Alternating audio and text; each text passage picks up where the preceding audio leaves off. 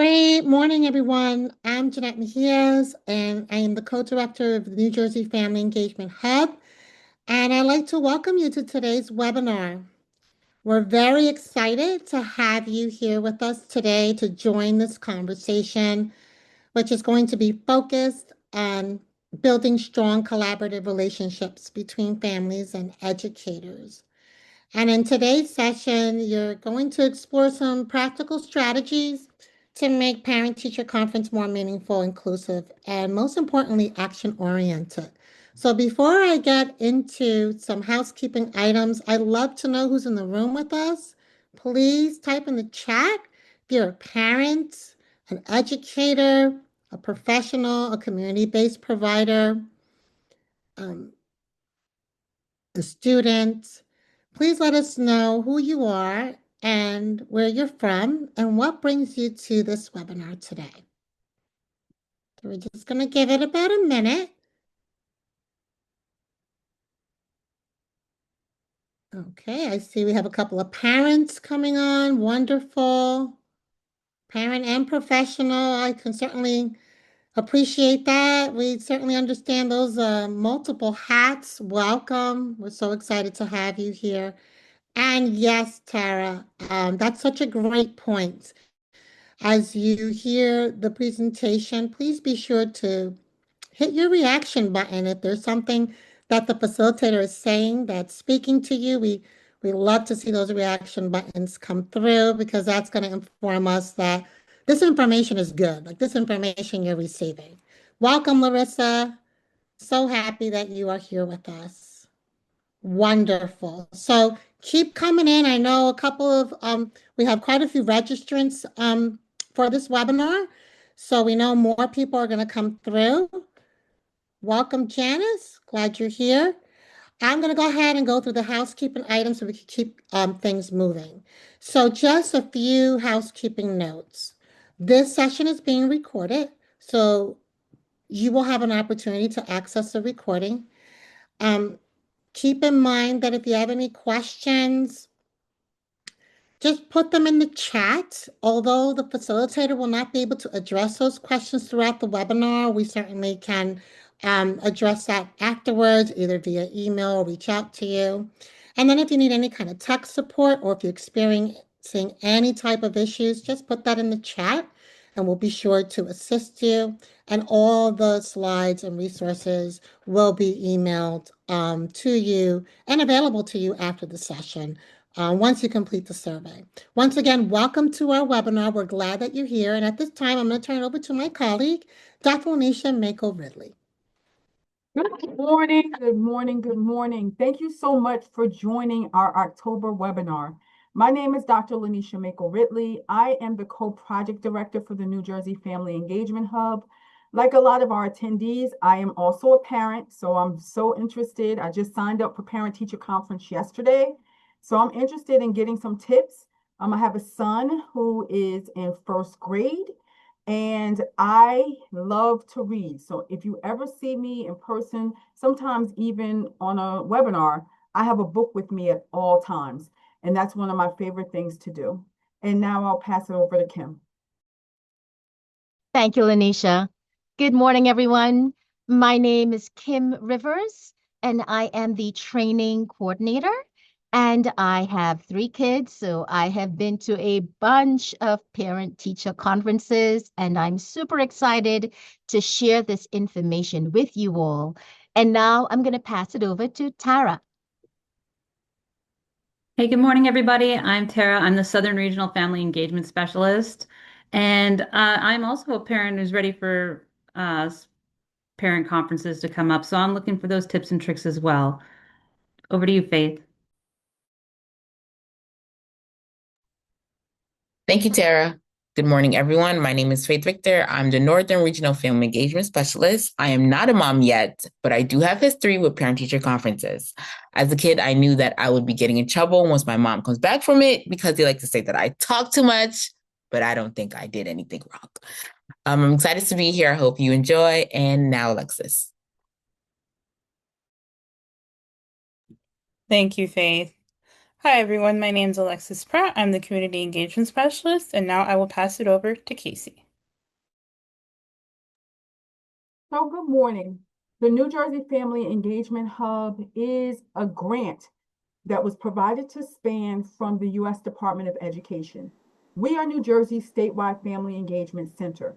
We serve as a centralized information hub on all things family engagement. Our role is to bring together educators, families, and community partners and create collaborations and build bridges for the ultimate goal of student success. We do all of this by having in-person workshops, online webinar series such as today's webinar, and ultimately we're working to empower our youth. Because our ultimate goal is to have our youth succeed, we want to know from them, what do they need to succeed? So we also work with those partners so that we can work with our youth and get their feedback on what they need.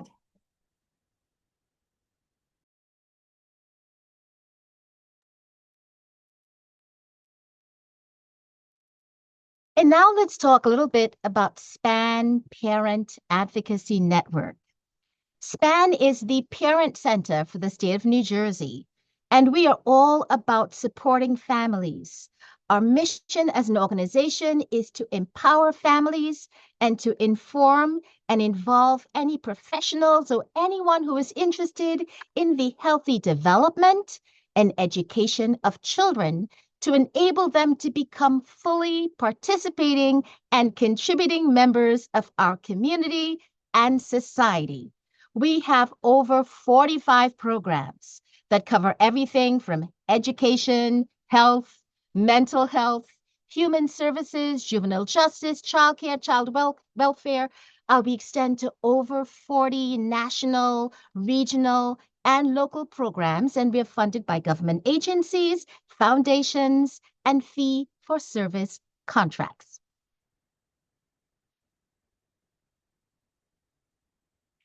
So let's get to the topic for today, parent-teacher conferences.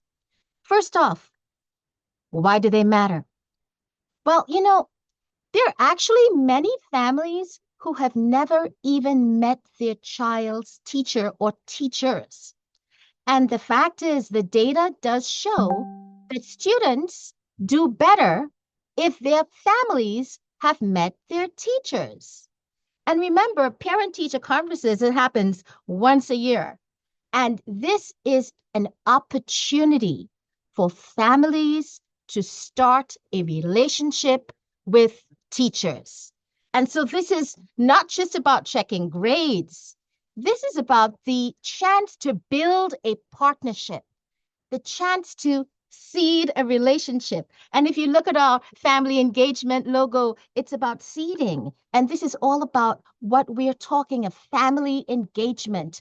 That relationship, that trust can start when you meet the teachers. And so they allow teachers and families to share insights. Parents can bring into the school observations from home, and teachers can share what they see in the classroom and together create a fuller picture of the child. And these conversations can support the whole child. So not just academics, of course, academics, but also social skills, emotional well-being, confidence. That conference is also a perfect time to set goals together so that if a parent has concerns or things that they want to prioritize, and the teacher is coming from the other side, they can really kind of coalesce and create priorities that are shared and have action steps and have that student get consistent supports from both parties. And then, of course, when students are engaged, when families are supportive, then they have better outcomes academically, they're more motivated, and these conferences are an effective place to make family engagement real because it creates that space for open communication and seeds trust. So let's talk about what we can do to help our families and educators and communities and students really come together and approach these conferences and make the most of it.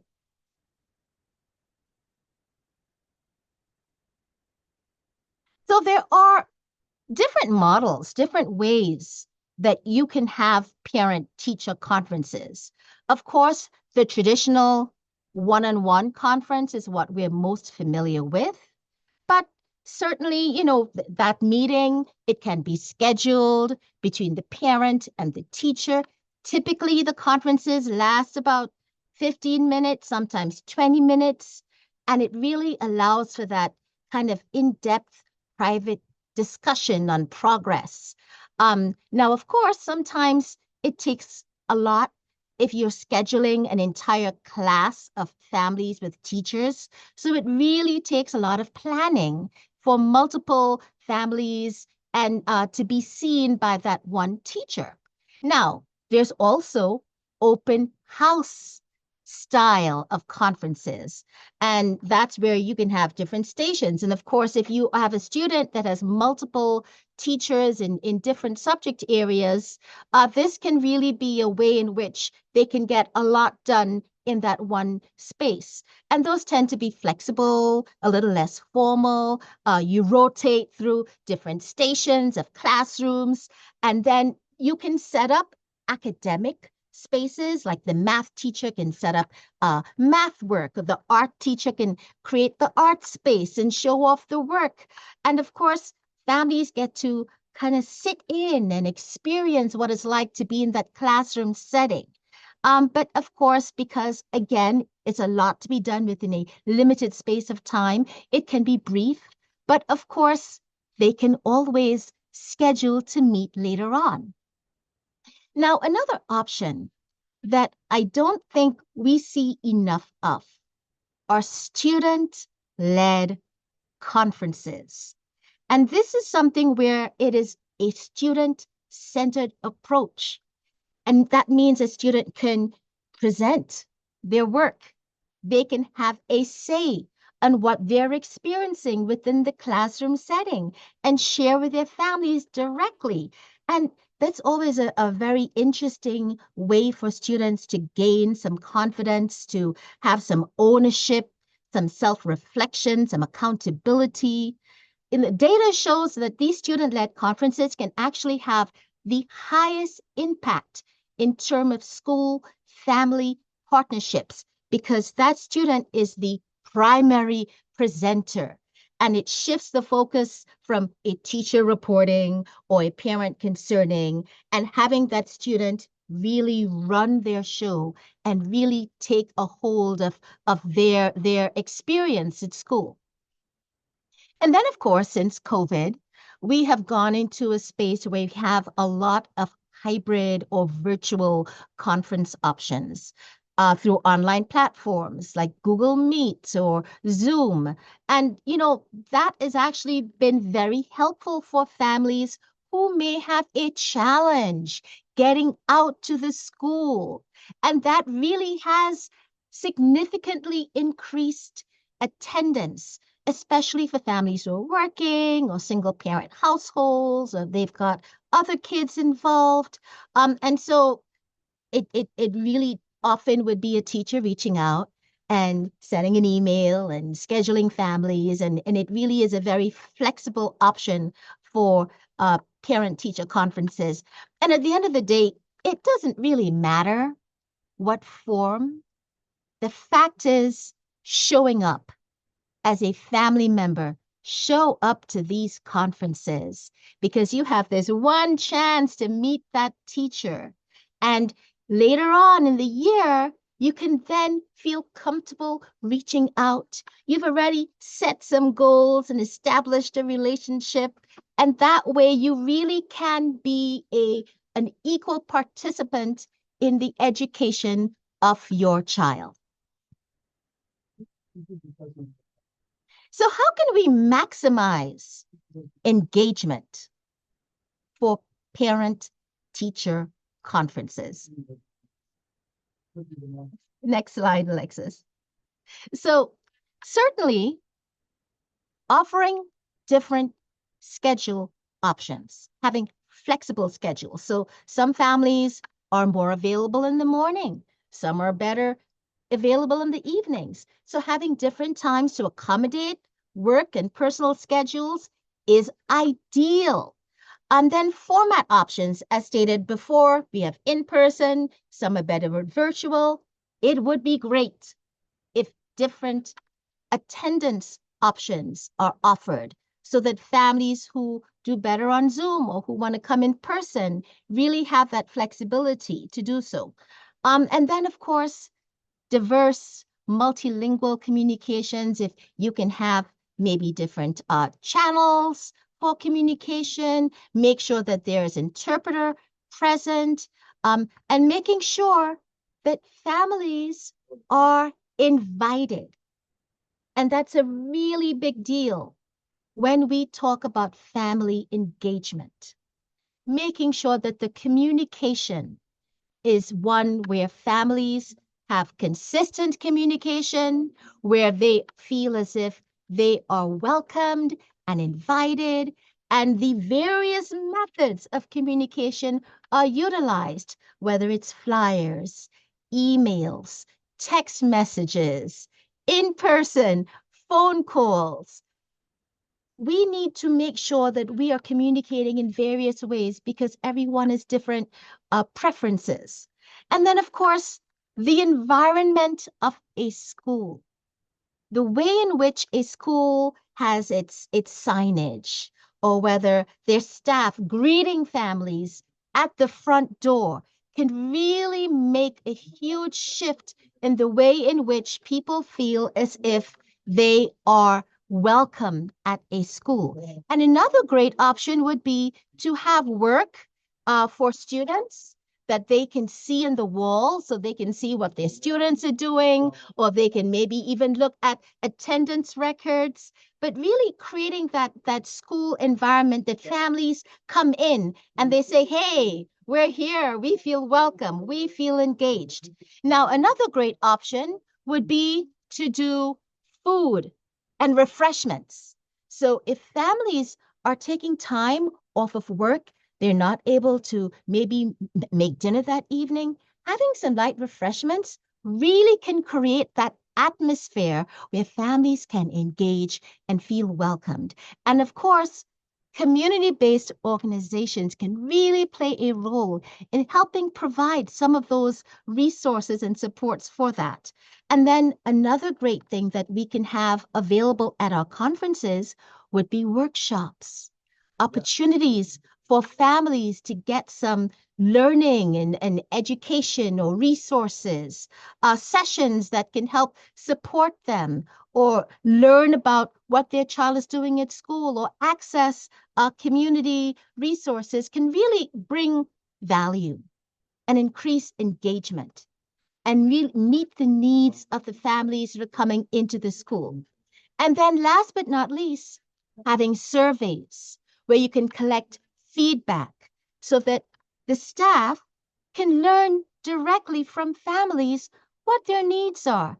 And when we are talking about family engagement, a big piece of that is understanding what the family's needs are, understanding what their concerns are, understanding any feedback that they may have. And the parent-teacher conferences are a great opportunity to get that information. Now, leadership and outreach. Let's begin by emphasizing that successful parent-teacher conferences, indeed all family engagement, starts with leadership. School administration sets the entire tone for how a school culture is. Leaders set the standard for school values, and leadership model the energy that you want to see shared between teachers and families and students. So that means starting that conference takes some intentional planning and guidance. Meeting with your teachers and making sure that everyone is on the same page about setting a welcoming environment and providing clear direction to the staff, making sure that we're all asking about, what are we doing here today? It may seem obvious, but reiterating the goals of parent-teacher conferences to teachers and staff. So there's a blueprint, not just for what you do, but how you do it. And then, as stated earlier on, that initial outreach is key. Sending out broad invitations, using every channel possible. It is vital that the communications are culturally and linguistically appropriate, clearly explaining why these conferences are important to families, so that families feel as if they are have a set goal as they're walking into the room. And if, in fact, a family needs an interpreter in order to be able to access the conferences, making sure that those are provided as well. Because leadership who prioritize family engagement can really impact the culture and value of the entire school and really make these parent-teacher conferences be beneficial.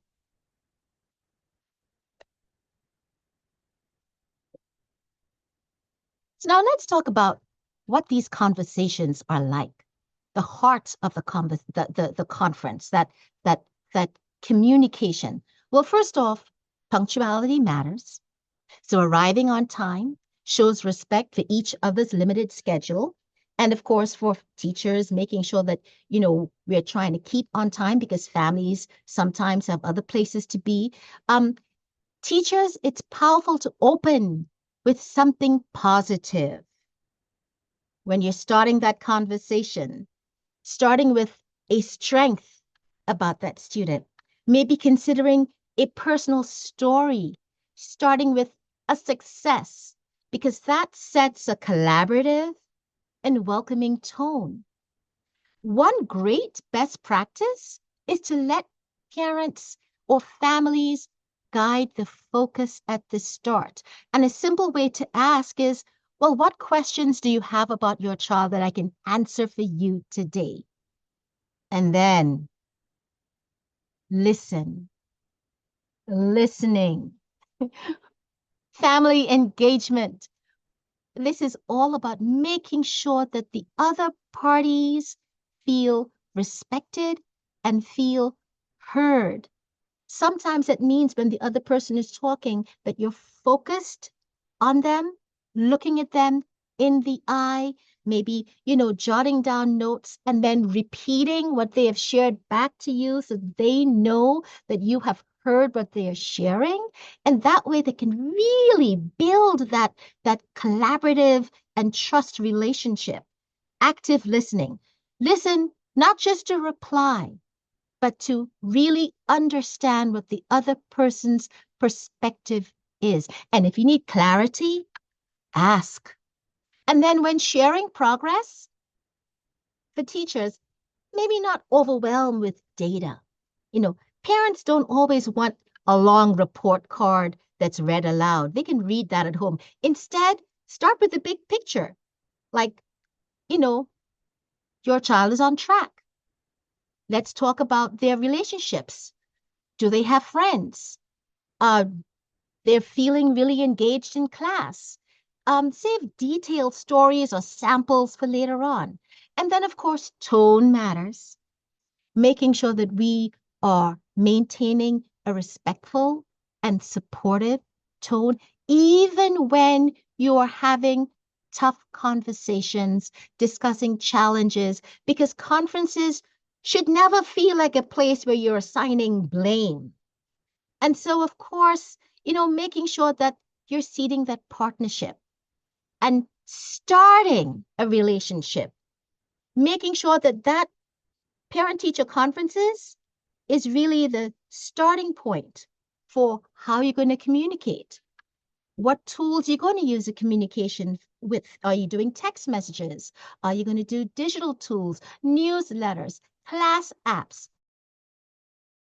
Making sure the family is aware of the way in which they can best engage and support their child at school. And now I'm going to pass it over to Faith. Thank you, Kim. So now that we've received so much knowledge and advice from Kim, now let's apply it to the conference. So teachers, academic progress. Share the students' strengths, areas for growth, and examples of assignments or work. Be specific so parents understand where their child excels and where support is needed. Avoid overwhelming with too many details. Focus on actionable insights. Focus and engagement. Discuss how the students participate in class, maintain concentration, and demonstrates motivation. Highlight strategies that support focus and celebrate successes in engagement. Behavior. Talk about classroom conduct, peer interactions, and how the student responds to expectations. Use concrete examples rather than generalizations to keep the conversation constructive. Social and emotional. Share observations on friendships, emotional regulation, confidence, and overall mood. This helps parents understand their child holistically and identify areas for support beyond academics. Health observations. If relevant, note factors that may be affecting learning like sleep, fatigue, or stress, but avoid discussing confidential medical details. Parent preparation. Know the family and student. Review student files and prior records to personalize the discussion. Familiarize yourself with the child's personality, learning style, and background, helping the conference feel tailored and more relatable. Start positive. Begin with genuine praise or strengths. Highlight achievements, positive behaviors, or improvements to set a collaborative tone and build rapport. Avoid assumptions. Approach each family without preconceived notions. Every family has a unique perspective, a unique story, avoiding judgments about behaviors or home situations. Open-ended questions. Use questions that require more than a yes or no, such as, what are your hopes for your child this year? Or can you share what works best for your homework at home? To encourage dialogue. Build comfort. Make parents feel safe sharing their perspectives. Maintain a welcoming, respectful, and attentive demeanor throughout the conference. Pronounce names correctly. Ask for the correct pronunciation of both student and family names. It's okay to repeat the name over and over again until you know the name. This shows respect and builds trust. Share major concerns early. If there are significant academic or behavioral concerns, communicate them to parents before the conference so they are prepared. This prevents surprises and allows a more productive discussion. Clarity, purpose, and time. Standard conferences are usually 10 to 15 minutes. Clearly set expectations and offer a long follow-up meeting for complex issues, ensuring the conversation remains a two-way dialogue. Consider family context. Be mindful of language needs, cultural background, and specific family situations. Request certified interpreters in advance for non-English speaking families. Avoid relying on uncertified staff or relatives for sensitive translation. Personalized invitations. Reinforce administrative messages with a warm personal touch. Encourage participation and provide guidance on how families can prepare, making them feel welcomed and engaged.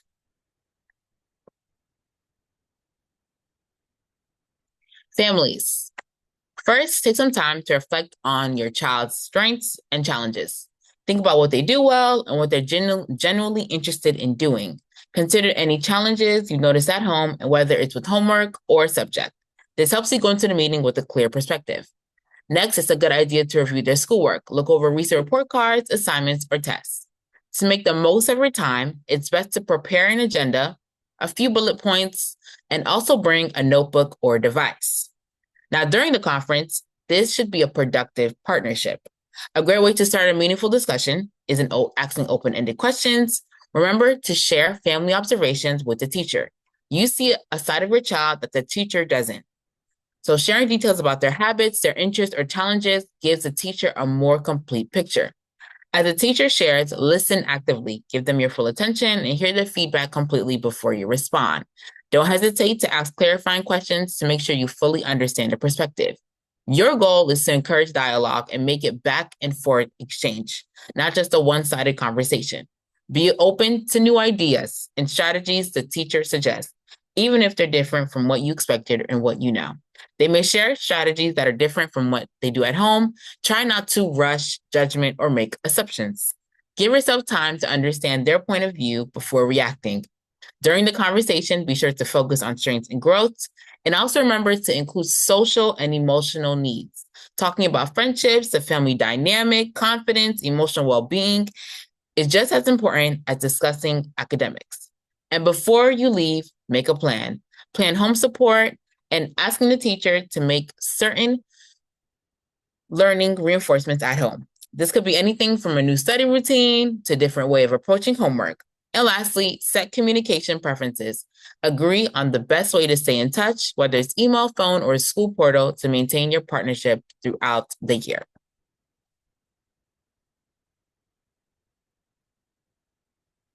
And students, the parent-teacher conference is really about you, but in a good way.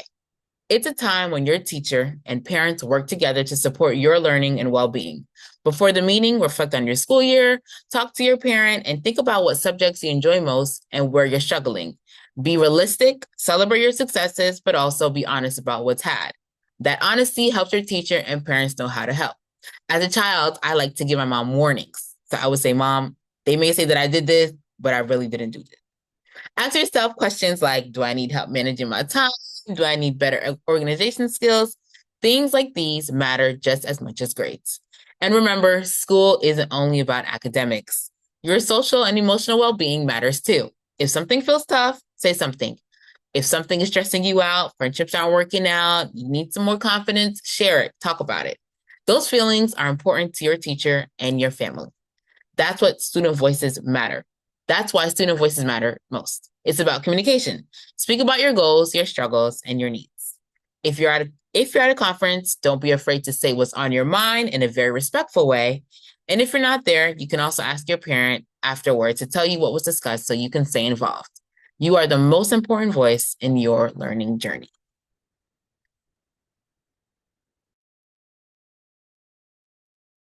So let's talk a bit more about that action plan. Because, of course, you go to parent-teacher conference and you're having conversations, then you need to do something with that information and have a plan for what next steps are needed. One option would be you can create SMART goals, goals that are specific, measurable, achievable, relevant, and timely. So, for example, by next month, John will participate verbally at least once in science class each day. And you want to clearly define who is responsible for each step. So at one point, it could be the teacher who needs to send worksheets, or maybe the parent needs to commit to reviewing the homework every night and signing off on it. And of course, please remember to schedule a follow-up meeting. Even if it's a quick phone call or an email, it can really make a big difference so that everyone can be on the same page and make that parent-teacher conference fruitful.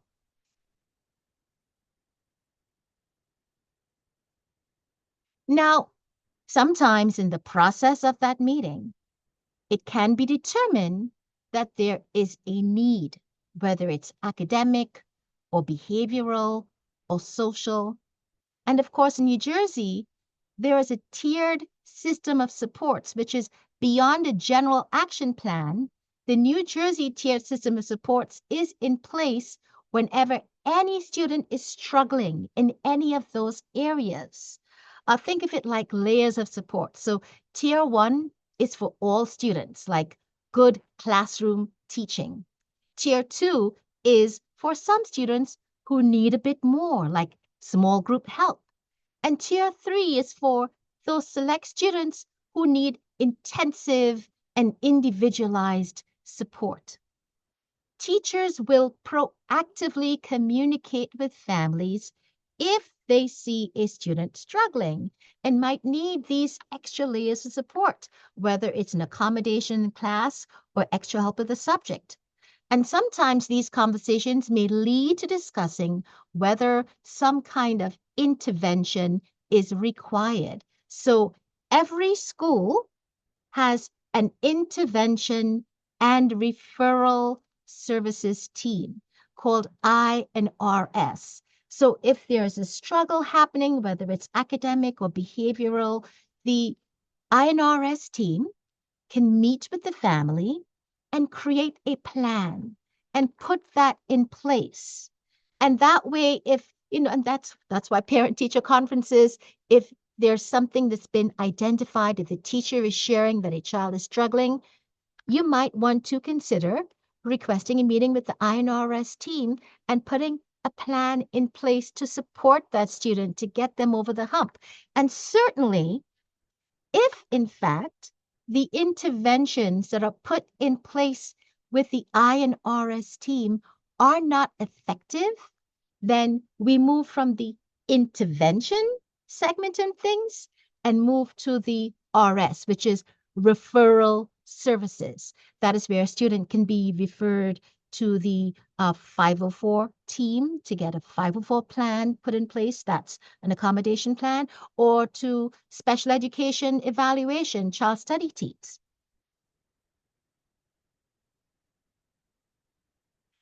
And the reason why this is important is because intervention, especially early intervention, is critical. If you catch an issue while it's early, while it's still small, you can prevent it from becoming a larger issue later on. So when students receive timely support, it can really maybe fix that initial issue. Some kids just need to get over a hump. They maybe needed a little bit more support in the area when they still are trying to understand the work. And it can help them not feel overwhelmed. It can help a student not lose confidence in school and, help make them feel more capable and lead to greater engagement.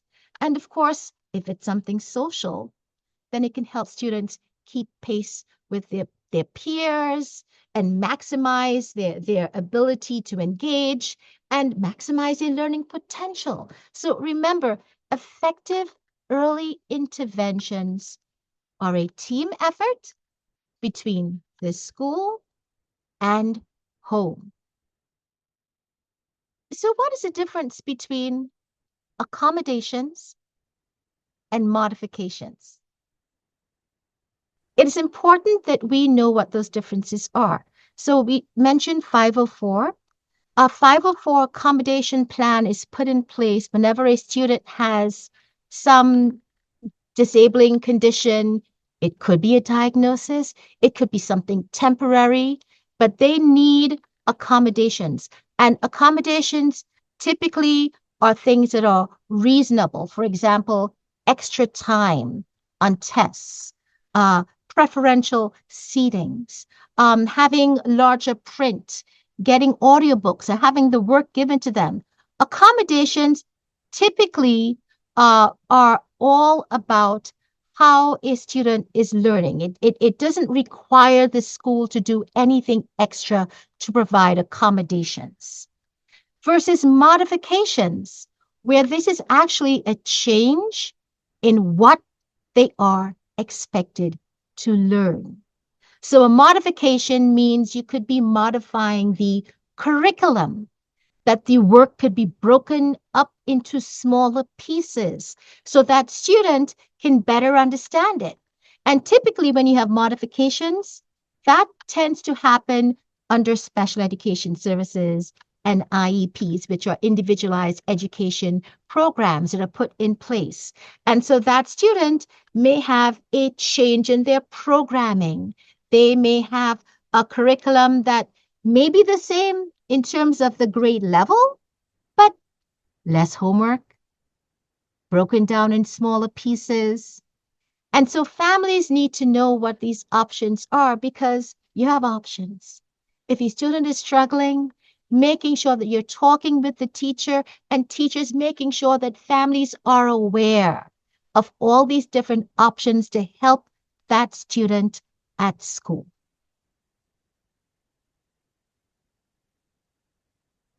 So now let's talk a little bit about challenges.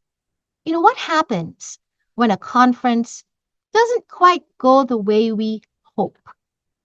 Uh, Certainly, if it gets tense, the first thing to do is to step away and take a deep breath and decompress.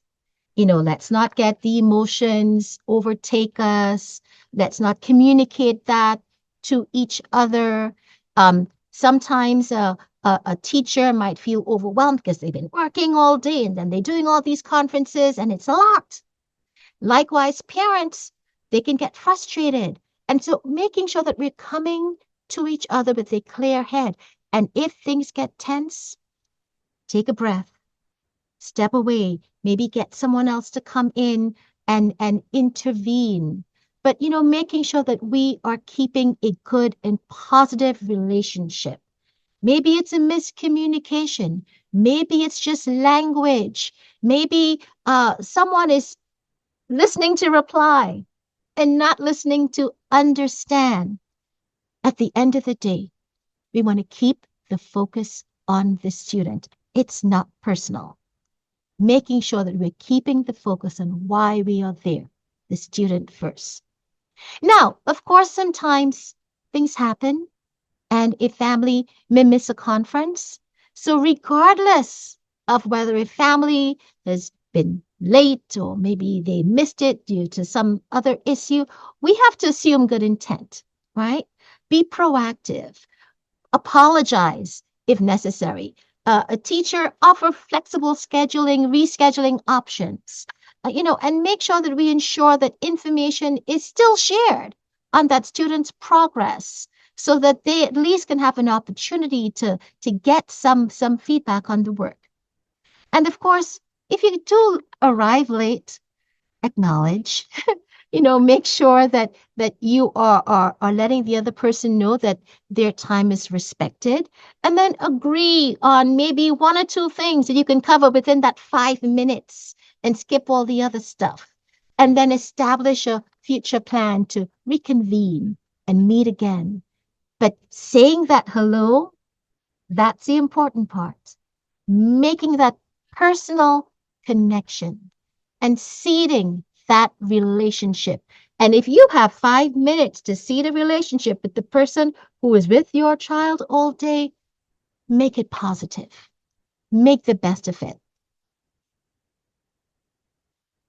And so at the end of the day, putting it all together, let's remember that the student's success is a shared vision. It takes a village. It takes students, families, educators, and community partners all working together to do successful family engagement. So being proactive, having good communication, being thoughtful, being prepared for conferences can really make a huge difference in the outcomes. Because when we empower families with information and invite their input, we build strong connections between home and school. And we make sure that they feel supported, the teachers feel supported, and most importantly, the student feels supported.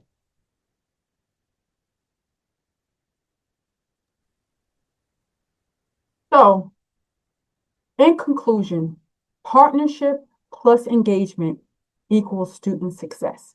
So let's remember that parent-teacher conferences are incredibly powerful. They are a way to bridge the gap between being a parent and having your teacher so that you guys can come together in true partnership. When both parties are prepared, you communicate openly, and you commit to the action plans or to the to-do list or the steps that you agree to during the conference, you create an environment for your child to thrive, both inside and outside of the classroom. Parents, your engagement is critical. You are your child's first teacher. They learn from us.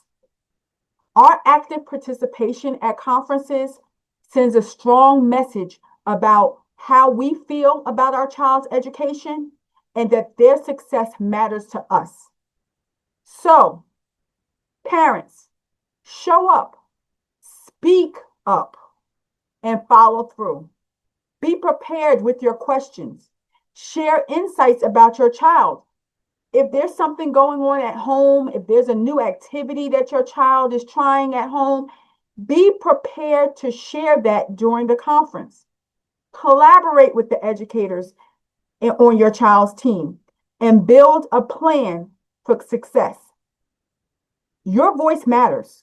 Do not let anyone tell you that it doesn't. Your voice matters, and your presence makes a difference in your child's success. Teachers, school leaders, school educators, you are charged with creating a welcoming and inclusive space for families, all families. Be prepared to provide clear communication before, during, and after parent-teacher conferences. Offer translation or any other accessibility supports that families need, and treat every parent as a valued partner in their child's journey.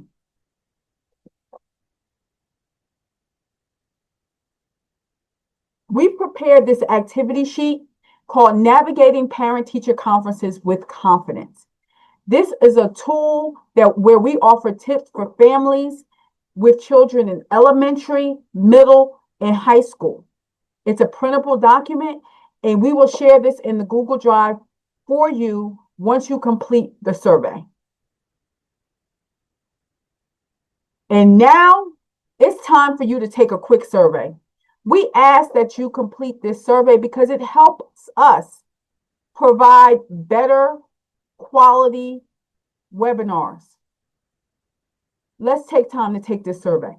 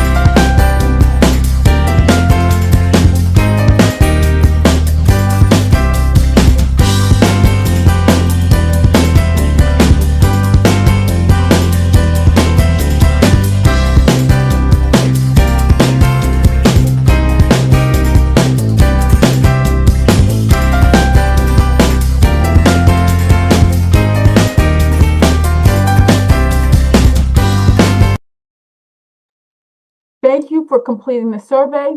And now I'll turn it over to Jeanette. Thanks so much, Lanisha. And now I get an opportunity to talk to you about some of our exciting evening learning offerings as well as our upcoming webinar. So we had this evening Student Success Wellbeing presented by our partners at Patterson Education Fund. So if you have not registered, it's still not too late. So we'll go ahead and put the link in the chat for you. We also have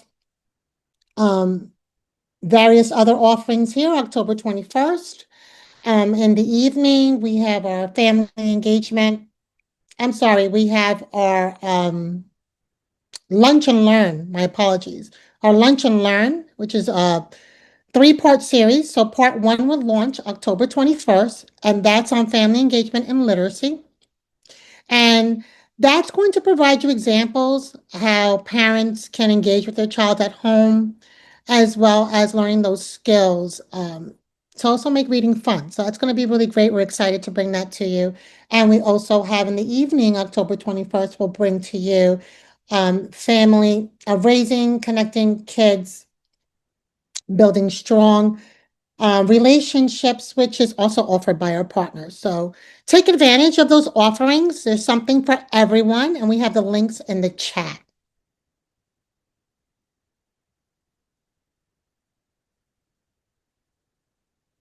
And then these are some additional offerings. Again, we have quite a bit. We're keeping ourselves extremely busy, but we want to be able to offer you really great learning content. So please be sure to register. And again, if you're not able to attend, at least you can get the recording. So we highly encourage that you register for these upcoming offerings. And last but certainly not least, please join us next month for our webinar offering, which we're going to talk about mental health. And we do recognize that this month is Mental Health Awareness Month, but I always feel that mental health is every month. And so this is going to be a really great offering. This is actually was offered at our conference that we just recently had, and it has been requested popular by demand. And so that's going to be really exciting. So we hope that you join us. And what you need to know is the title of the webinar. What you need to know to be prepared for a mental health crisis. And as you know, in our state, that is an ongoing conversation. And so we invite you to be a part of that conversation and to register for that webinar. And the date will be on November 18th, which is not typically the second Tuesday of the month. It'll be launching on the 3rd in honoring Veterans Day. So please mark your calendars and register.